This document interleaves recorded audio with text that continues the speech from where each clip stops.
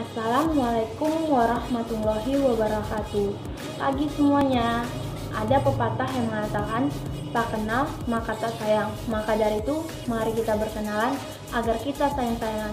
Perkenalkan, nama saya Anita Sukma Sembiring. Saya dari program studi Administrasi Bisnis. Di sini saya akan menjelaskan manfaat ekonomi mikro. Apa itu ekonomi mikro? Ekonomi mikro adalah cabang dari ilmu ekonomi yang mempelajari perilaku konsumen dan perusahaan serta penentuan harga-harga pasar dan kuantitas faktor input, barang dan jasa yang diperjualbelikan.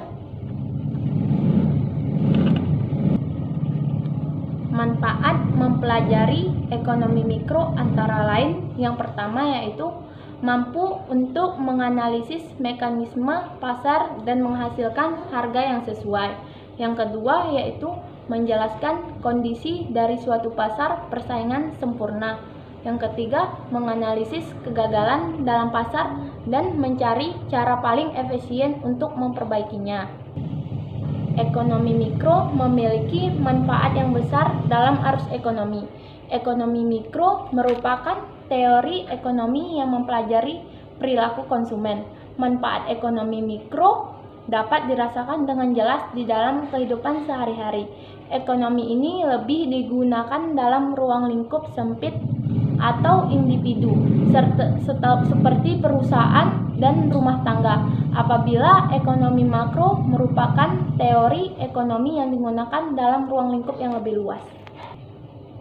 Manfaat ekonomi mikro dalam masyarakat. Yang pertama itu merumuskan kebijakan ekonomi.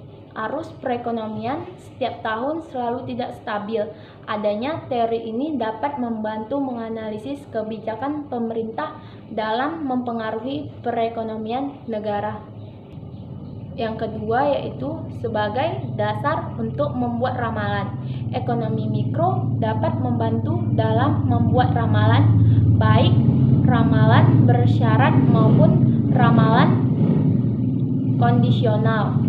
Dengan begitu, aktivitas ekonomi dapat terprediksi tetapi tetap melihat bagaimana kondisi realitasnya. Yang ketiga, untuk memeriksa syarat kemakmuran perekonomian. Yang keempat, sebagai alat pengatur manajemen. Melalui teori ini, individu dapat mengatur sumber dana.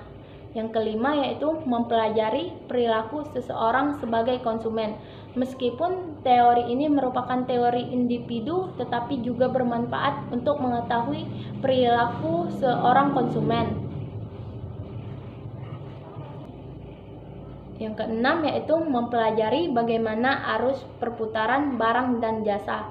Dan yang ketujuh, mempelajari bagaimana proses harga barang dan jasa dapat terbentuk.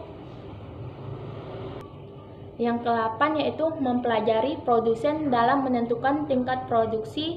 Dan yang ke-9 yaitu mempelajari bagaimana rumah tangga atau konsumen dalam mengalokasikan dana. Terima kasih.